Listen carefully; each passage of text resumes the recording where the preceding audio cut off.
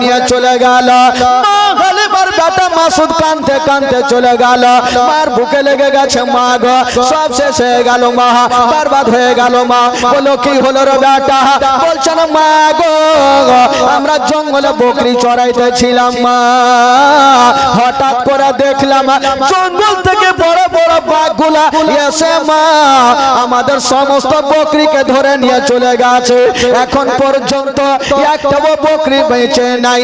এই কথা যেমনই বলতে নাই, মা হালিমা বলছেন বেটা রে বকরি গেছে যাকরে বেটা তুই তো বেঁচে আসছিস। মা আমি তো ভয়ে পালিয়ে এসেছি। আরে বেটা পালিয়ে এসেছি এটাই লাখ লাখ শুকরিয়া, যদি থাকতে বাঘ ছাড়তো না। মা বেটাতে কথা চলছে আর আমার নবী পাশে বসে বসে একটু মুস্কি মেরে হেসে গেলে।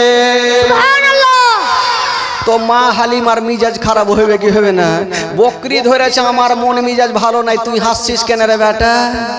আমার নবী বলছেন মা গো আমাকে যদি পারমিশন দাও মা আমি জঙ্গলে যাব মা, আর যত বকরি গুলা আছে মা আমি ছুটিয়ে নিয়ে আসবো মা।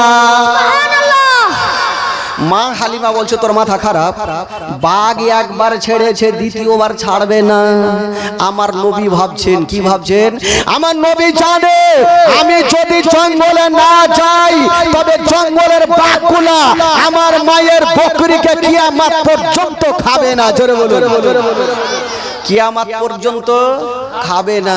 তবে আমাকে মাকে রাজি করিয়ে যেতেই হবে। মা গো একটু পাঠান না মা, আমি কথা দিলাম আমার কিচ্ছু হবে না। মা হালিমা পাঠাবে না আর আমার নবী জিদখানা ছাড়ে না। মাকে একবার পাঠিয়ে তো দেখো।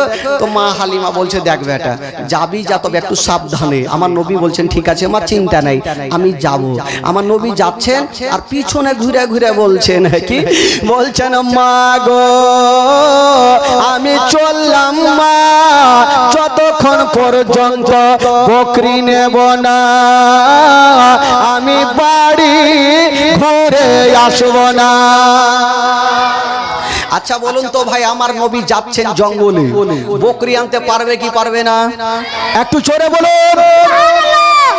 আমার নবী কি করে বকরি আনছেন বাবা? আমার নবী যাচ্ছেন জঙ্গলে।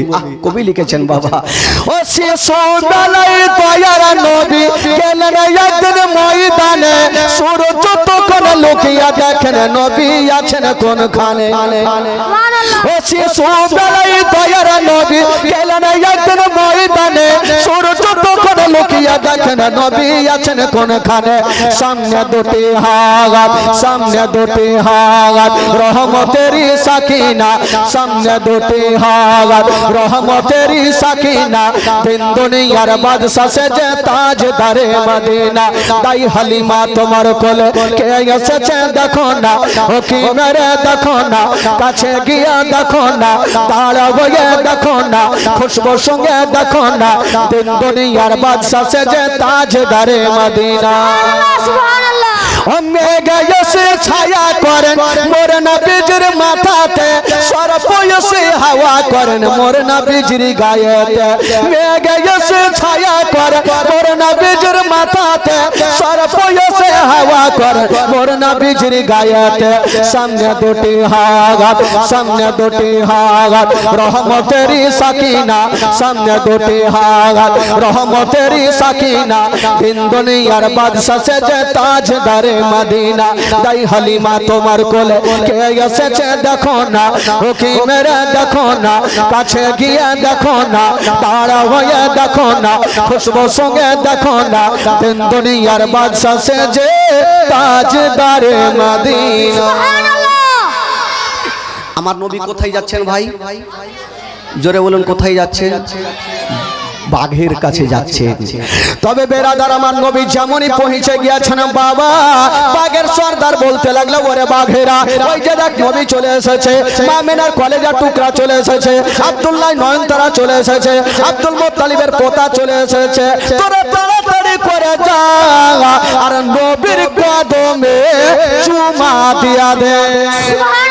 ওই জঙ্গলের বাঘগুলা বাবা দড়িয়ে চলে গেল আর নবীর কদমে চুমা দিয়েছে না।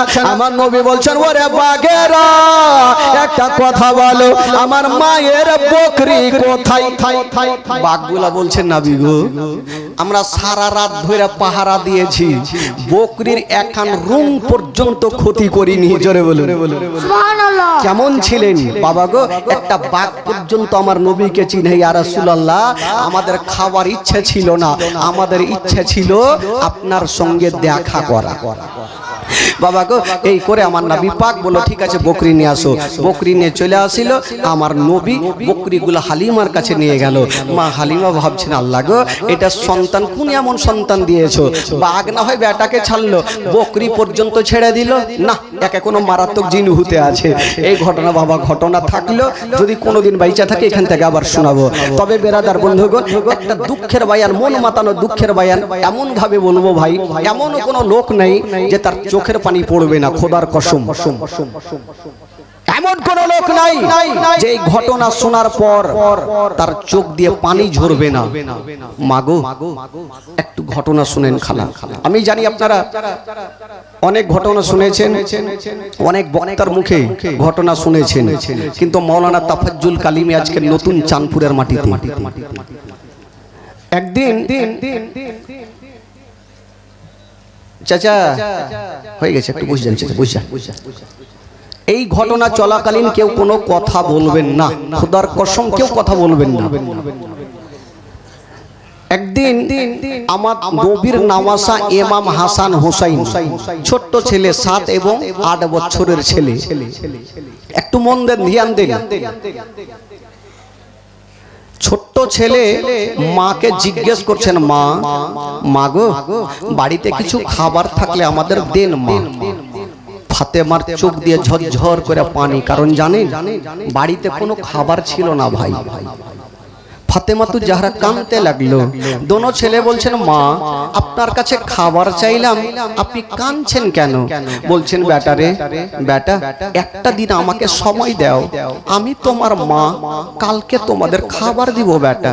দোনো ছেলে কাঁদতে কাঁদতে চলে গেলেন। ঠিক আছে, মা যখন কালকে দিবে কালকেই খাবো। আবার তারপরের দিন এসে বলছেন, মা গো কিছু খাবার দেন মা। বলছেন, বেটার আজকে দিতে পারবো না লাল, আমি কালকে দিব। এই করে করে 3 দিন যখন হয়ে গেল, বলছেন, মা গো আজকে খাবার আপনাকে দিতেই হবে মা। মা ফাতেমা বলছেন, বেটা রে যাও, আমি কথা দিলাম আজকে 2 দিন যখন থাকতে পেরেছো বেটা, আজকের দিনটা থেকে যাও। এই ছেলেরা, ওই বাত নাই বলে কিনা উঠাকে ফেক দেंगे, চুপচাপ রাও। ফাতেমা তু জাহরা বলছেন, বাবা রে আমি কথা দিলাম বেটা, কালকে তোমাদের খাবার দিব লাল। দোনো ছেলে মার কাছে আর থাকলেন না। কে গো? যিনি হচ্ছে জান্নাতি নওজওয়ানদের সর্দার ইমাম হাসান হোসেন। নবীর নামাসা জান্নাতি ফুলালে রাসূল কানতে কানতে বাবা জঙ্গলের দিকে চলে গেছেন। একটা গাছের তলাতে পড়েছেন মা, পেটে হাত দিয়ে যেন গাছের তলাতে বসে গেছে। যেমন গাছের তলাতে বসে মা, এইদিকে মার মনে শান্তি হয় না। মা কাঁদতে লাগলেন, আল্লাহ আমার ছেলেরা খাবার চাইলো, আমি মা দিতে পারলাম না। হাইরে মা ফাতেমা, বাবা গো ডুগরে ডুগরে কাঁদতে লাগলো। আর ওই মুহূর্তে আমার দয়ার নবী মুস্তাফা ফাতেমার কাছে হাজির হলো। দেখছেন বেটির চোখে পানি। ফাতেমা তুমি কাঁদছো কেন মা? কি হয়েছে বলো? আব্বা গো আমি কাঁদবো না তো কি করবো আব্বা, আমার দোনো বেটা, দোনো লাল কলেজার পাড়া আমার কাছে খাবার চাইছিল আব্বা, আমি দিতে পারিনি, তার জন্য আমার ছেলেরা রাগ করে চলে গেছে। আমার নবীর অন্তরখানা ফেটে গেল, কারণ আমার নবী ইমাম হাসান হোসেনকে জান থেকে বেশি ভালোবেসেছেন। আমার নবী বলছেন মা একটা কথা বলো, তোমার বাড়িতে কি কোনো খাবার ছিল না? হায়রে নবী নন্দিনী ফাতেমা বলছেন আব্বা গো, আমার বাড়িতে কোনো খাবার ছিল না গো আব্বা। হায়রে দয়ার নবী মুস্তাফা বলছেন বেটি ফাতেমা, তুমি চোখের পানি ফেলিও না রে মা, ফেলিও না, তুমি কান্দিও না রে মা, কান্দিও না, আমি সব সহ্য করিব, তোমার চোখের পানি দেখতে পারবো না। হায়রে দয়ার নবী মুস্তাফা, যেই নবী না বলে আসমান জমির সৃষ্টি হতো না, যেই নবী না বলে পাহাড় পর্বত সৃষ্টি হতো না, ওই নবী বলছেন বেটি রে তোমার বাড়িতে খাবার নাই তো কি রে মা, আমি যাব আর কোথাও থেকে কাজ কাম করে আসিব, তোমার দুনো ছেলের জন্য আমি কিছু খাবারের ব্যবস্থা করিব। আমার নবী মুস্তাফা বাবা দুনো নাতির জন্য রাস্তার দিয়ে বেরিয়ে গেছেন, কোথায় কাজ পাবেন বাবা? আমার নবী কোথায় কাজ পাবে? চলে যাচ্ছেন রাস্তা ধরে বাবা, তাকিয়ে দেখছেন একটা জঙ্গলে একজন ইহুদি চেয়ারের উপরে বসে আছে, আর আমার নবী কি ইশারা করে ডাকছেন ও গো আলামিন একটু আমার কাছে চলে আসো। আমার নবী গেল, দেখছেন আমার নবীর চোখ দিয়ে পানি ঝরছে। ওই ইহুদি বলছেন ও গো আলামিন আচ্ছা বলো তুমি কাঁদছো কেন? আমার নবী বলছে ভাই রে আমি এসেছি কোন কাজের তাল্লাশে, কোন কাজ পাওয়া যাবে কিনা। ওই ইহুদি বলছেন ও গো আলামিন আমার বাড়িতে এমনই একটা কাজ আছে যে কাজটা তুমি করতে পারবে না। বলল কি কাজ? বলছেন ও গো আলামিন দেখছো ওই যে আমার ফুলের বাগান, তোমাকে বালতি রশ্মি দেব, আর ওই কুয়া থেকে ইনারা থেকে পানি তুলে আমার ফুলের গাছে দিবে, এক বালতির বিনিময়ে তোমাকে 3টা করে খেজুর দিব। আমার নবীর মনের ধারণা আমি 10টা বালতি পানি তুলব, 30টা খেজুর নিয়ে যাব আর আমার দোনো নাতিকে দেব। হায়রে নবী মুস্তাফা বলছেন ভাইয়া গো তোমার বালতি রশ্মি খানা আমাকে দিয়া দাও। হায়রে দয়ার নবী মুস্তাফা ওই বালতি রশ্মি খানা নিয়ে বাবা ওই কুয়ার পাশে চলে গেছেন বাবা। যেমনই বালতি কুয়াতে ডুবিয়েছেন, একটা বালতি পানি তুলে যেমনই ফুলের গাছে দিয়েছে মা, আমার নবীর হাতে ফোঁসা পড়ে গেল। আমার নবী ভাবছেন আল্লাহ এখন আমি কেমন করে পানি তুলব, কিন্তু আল্লাহ গো আমাকে তুলতেই হবে, নচেত আমার দোনো নাতি নারাজ হয়ে থাকবে। আমার নবী আর এক বালতি পানি তুলে ফুলের গাছে দিয়েছেন, কষ্ট করে 9 বালতি পানি তুলেছেন। ইহুদি দূর থেকে দেখছে আর মনে ভাবছে আজকে আলামিনকে কষ্ট দিতে পেরেছে। দেখতে ছিল আমার নবী যখন 9 বালতি পানি তুলে চিন্তা করছেন আল্লাহ আর এক বালতি পানি তুলবো, 30টা খেজুর নিয়ে আমার বেটি ফাতেমাকে দিব। হায়রে আমার নবী যেমনই 10 নম্বর বালতি পানিতে ডুবিয়েছে মা, ওই পানি খানা নিয়ে শুধু অর্ধেকটা টেনেছে।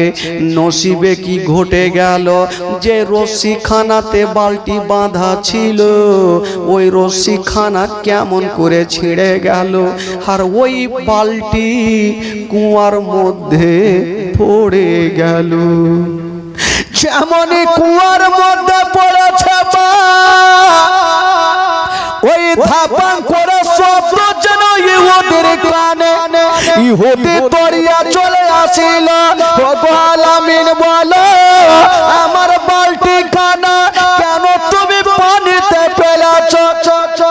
আমার নবী কাঁদতে কাঁদতে বলছে ভাই রে আমি তোমার বালতি কুয়াতে ফেলিনি ভাই, এমনিতে পড়ে গেছে, রশ্মি পচা তার কারণে ছিঁড়ে পড়ে গেছে। হায় রে ইহুদি দেরি করলো না বাবা, আমার নবীর পার্শ্বে দাঁড়িয়ে ছিল মা, একটা হাত তুলে ঠাঁই করে আমার নবীর গালে একটা তামাচা মেরে দিল। যেমনই মেরেছে মা গো, আমার নবীর গালে যেন 5টা আঙুলের দাগ বসে গেল। আমার নবীর গালে 5টা আঙুলের দাগ, আমার নবী দাঁড়িয়ে থাকতে পারলে জমিনে বসে গেছে। তবে বাবা গো একটা কথা, যদি কেউ আমার গালে তামাচা মারে আমি নিজের হাতখানা নিজের গালে দিব ব্যথা হচ্ছে বলে। কিন্তু আমার নবী কেমন ছিলেন, যখনই আমার নবীর গালে এত জোরে তামাচা দিয়েছে মা, আমার নবী নিজের হাতখানা নিজের গালে দিলেন না, ওই ইহুদির হাতখানা ধরে ফেলেছেন আর এইভাবে লাড়ছেন আর বলছে ভাই রে তুমি আমার গালে অত জোরে চড় মেরেছো, আচ্ছা বলো তোমার হাতে কি ব্যথা হয়েছে? আমার নবী নিজের গালে হাত না দিয়ে ইহুদির হাতখানাকে সাহালিয়ে দিচ্ছেন। ইহুদি চিন্তা করছে জানি না এ আলামিনের দিলে এত দয়া এত ময়া, কানতে কানতে চলে যাচ্ছে। আমার নবী বলছে ভাই রে একটু দাঁড়িয়ে যাও, একটু দাঁড়িয়ে যাও, তোমার হাতখানা একটু আমি সাহালিয়ে দিই। ইহুদি বাবা থাকলে না আমার নবীকে কয়টা খেজুর দিয়েছে না বাবা, ওই খেজুর কানা দিয়া একটা গাতা আমার নবী নিজের গালে রেখেছে না বাবা, আর একটা হাত খেজুর নিয়ে ডাক দিচ্ছেন বেটি তাড়াতাড়ি করে দরজা খুলো রে মা। ফাতেমা ভাবছেন আল্লাহ এটা তো আমার আব্বার আওয়াজ লাগে। যেমনই দরজা খুলে দেখছেন বাবা আমার নবী দাঁড়িয়ে আছেন, কিন্তু নবীর চোখ দিয়া ঝরঝর করে পানি ঝরছে। আমার ফাতেমা বলছেন আব্বা গো আপনি কাঁদছেন কেন আব্বা? আব্বা আপনার হাতে কি আছে আব্বা? বলছেন বেটি রে এই যে খেজুর এনেছি, কিন্তু হাই রে ফাতেমা বাপের একটা হাত দেখছেন গালে রাখা। বলছেন আব্বা আপনার হাত কেন গালের মধ্যে রাখা আব্বা? একটু হাতখানা টানেন। নবী আমার বলছেন বেটি রে আমি যদি হাতখানা টেনে নি মা তোমার পা থেকে জমিন পর্যন্ত সরে যাবে। আমি হাতখানা টেনে নি রে মা তোমার পা থেকে জমিন পর্যন্ত সরে যাবে রে মা, আমাকে হাত টানতে বলিও না। হাই রে নবী নন্দিনী ফাতেমা বলছে না গো এমন কোন দুঃখের কথা নাই যে আমি জানি না। আব্বা গো দয়া করে হাতখানে টানেন আব্বা। বলছেন বেটারে বলছেন মা একটা কথা বলো মা, যদি আমি হাতখানা টানি তুমি দেখতে পারবে? বলে হ্যাঁ আব্বা আমি পেরে যাব। যেমনই আমার নবী নিজের হাতখানা গাল থেকে টেনেছেন। বেটিরা সব থেকে বেশি মা বাবাকে ভালোবাসে। ফাতেমা দেখছেন বাপের গালখানা সাদা গালে 5টা আঙুলের দাগ বসে আছে। ফাতেমা ডুগরে ডুগরে কাঁদতে লাগলো। আব্বা গো আব্বা কে আপনার গালে এত জোরে মেরেছে আব্বা? তার দয়া কি হয়নি, তার কি ময়া হয়নি? আমার নবী বলছেন বেটি রে যেই লোকটা আমাকে মেরেছে আমাকে চিনতে পারেনি রে মা, যদি আমাকে চিনতো তাহলে আমাকে মারতো না। তবে বেটি রে যেই লোকটা আমাকে মেরেছে রে মা আমি তাকে মাফ করে দিয়েছি, আমি তাকে মাফ করে দিয়েছি। তবে নবী ফাতেমার সঙ্গে কথা চলছে, কিন্তু যে ইহুদি আমার নবীর গালে তামাচা মেরেছিল তার কি হয়েছিল? ওই ইহুদি বলছেন বিবি রে আমি একটা বিশাল বড় অন্যায় করে ফেলেছি। বলল স্বামীকে কি অন্যায়? বলছে বিবি রে আজকে আলামিনের গালে আমি একটা চড় মেরেছি, অন্যায় করেছি। বিবির একখানা হাঁস ওয়ালিয়ে চলে আসো, আমি কোনো মডলের কাছে যাব না, কোনো সর্দারের কাছে যাব না। ওই ইহুদি হাঁসুয়াখানা লিয়া নিজের হাত নিজে কেটে দিয়েছেন বাবা, আর ওই কাটা হাতকে লিয়া আমার নবীর কাছে হাজির হয়ে গেল। ইয়া রাসূলুল্লাহ, ইয়া হাবিবাল্লাহ, নবী গো আমি মারাত্মক ভুল করে ফেলেছি, তবে নবী গো আমি যেই হাত দিয়ে আপনার গালে তামাচা মেরেছিলাম আমার হাতখানা আমি নিজে কেটে ফেলেছি। আমার নবী বলছে না একটু কাছে আসো। ওই ইহুদি কাছে চলে আসিল, আমার নবী একটু থুথু মোবারকা নিয়া ইহুদির হাতে লাগিয়ে দিয়েছেন। যেমনই লাগিয়ে দিয়েছেন মা, ওই ইহুদের কাটা হাত ভালো হয়ে গেল। ইহুদি সঙ্গে সঙ্গে আমার নবীর কদমকে চুমে সঙ্গে সঙ্গে কলমা পড়ে বাবা মুসলমান হয়ে গেলেন। ও যুবকেরা, যারা হচ্ছে নবীর দিওয়ানা, আমরা হচ্ছে নবীর উম্মত। ইন্না দীনা ইনদাল্লাহিল ইসলাম, ইসলাম ধর্ম হলো মহান ধর্ম। এই ধর্ম প্রচার করতে গিয়া আমার নবী কত সম্মানিত হয়েছিলেন, কত মার খেয়েছিলেন বাবা গো, তবু নবী আমার ইসলাম প্রচার করা ছাড়েননি। বাবা গো আমরা নবীকে ভালোবাসি, তবে একটু পরিচয় দেখে নিতে চাই। আল্লাহর ঘর মসজিদের সামনে মান বানালিল্লাহি মসজিদান বানাল্লাহু লাহু বাইতান ফিল জান্নাত, যে ব্যক্তি আল্লাহর ঘরকে সাজাবে আল্লাহ তার জন্য জান্নাতে এখন করে ঘর সাজিয়ে দিবে। ও যুবকেরা, আমি দেখতে চাই এই বিশাল বড় মাহফিলে নবীর আশিক দিওয়ানা, নবীকে ভালোবাসতে वाला আমি দেখতে চাই কোন যোগ্য মাই যোগ্য বেটা আল্লাহর ঘর মসজিদে 10,000 টাকা যদি পারেন বাবা গো, একজন কোন যোগ্য মাই যোগ্য বেটা